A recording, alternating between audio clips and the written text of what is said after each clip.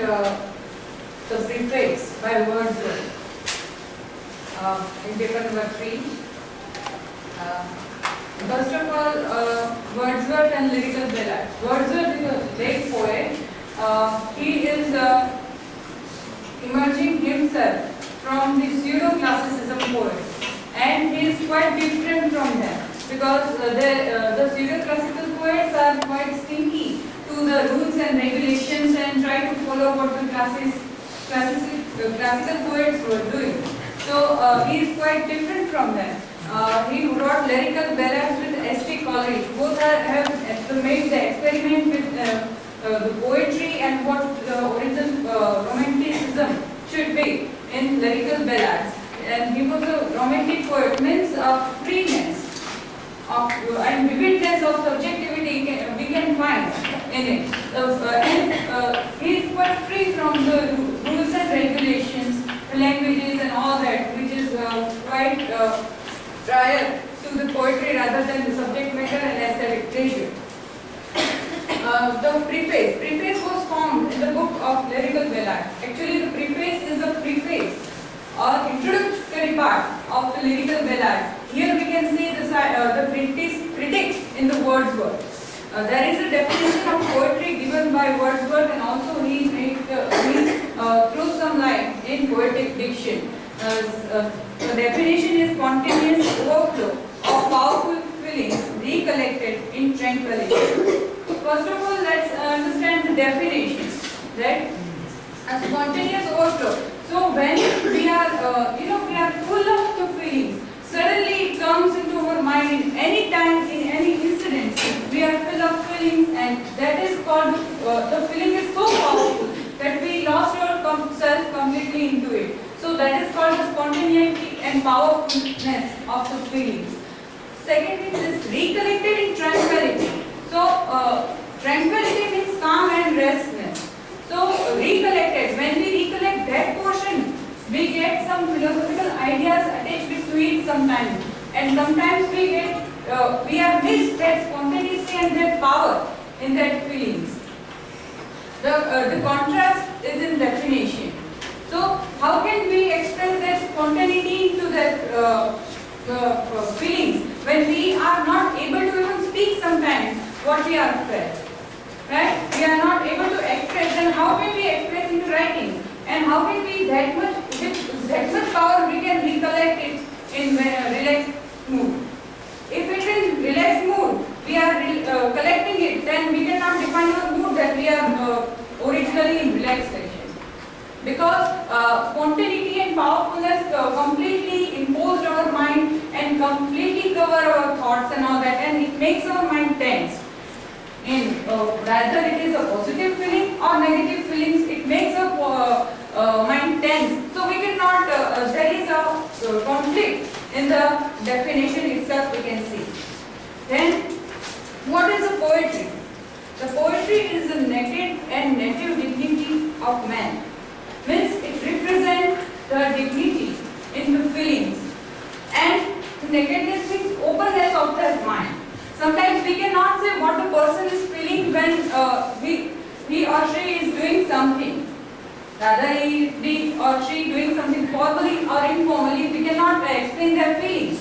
But that feelings, which is innermost of our soul, is represented in the poetry.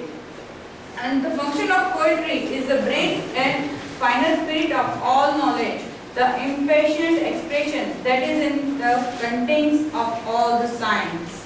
So it is the basic of the thing, basic of the feeling. It can make us to reach to the universal truth. And poetry should present some morality with some philosophical ideas with that connected with their feelings. Because we are recollecting their feelings, not at a time we can express their feelings. So it is the poetry. According to Wordsworth, poet is the man talking to man. So here he is talking about a poet. Now the poet is talking man to man, means he is a person, he is a quite ordinary person, and his language is quite ordinary when he is talking to us.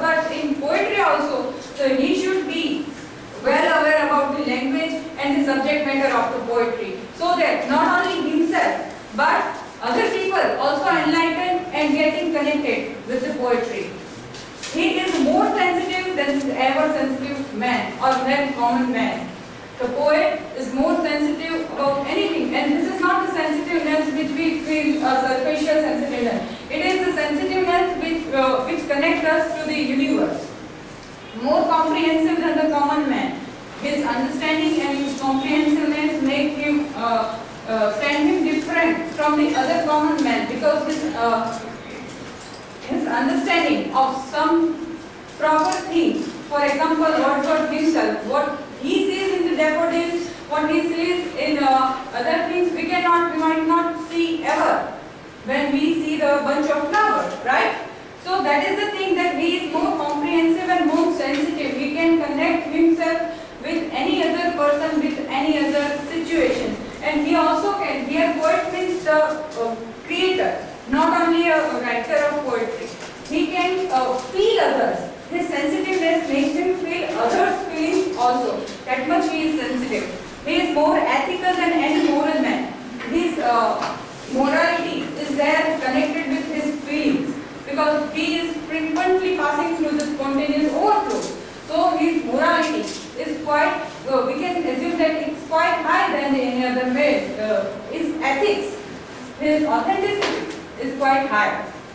More imaginative and having colorful thought with curious eyes. His eyes is always curious to find some new subjects and to find something new for the poetry. He can write down the poetry and inspired from the common events also, not only from the other parts.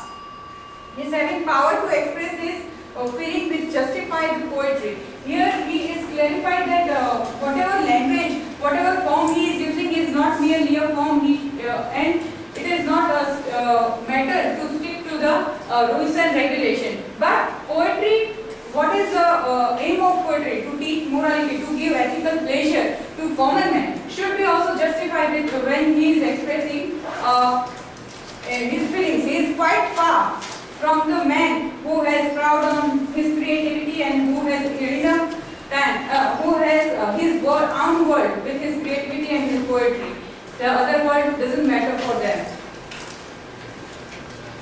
So, in the third part is mentioned is his poetic diction, the language of the poetry which is really used by man. Means we are in poetic diction, he expressed the three objectives of the poetry. First, the language, which is quite commonly used and quite easy to understand, but it must be filtered, and the usage of it is very vividness. Usage of it in the vividness of the usage of it is quite different from what we think in that. It should be coloring with imagination. The language of poetry should be coloring with imaginations and have some power to teach the morality with like a medicine, with sweetness of imagination, which one cannot have if he is not poet. And no difference between the language of poetry and prose. There is no difference between poetry and prose, as the language itself is containing different kinds of meanings. The language, though it is quite simple and quite relevant to the common man, there are no difference. There are only differences that the usage. The usage make it imaginative and poetic, and the usage make it prosaic also. So basically there is no difference between the language of prose and poetry. So the critic in the Wordsworth is emerged from in this preface, and he quite defined the rules and regulations of related to poetry and poet.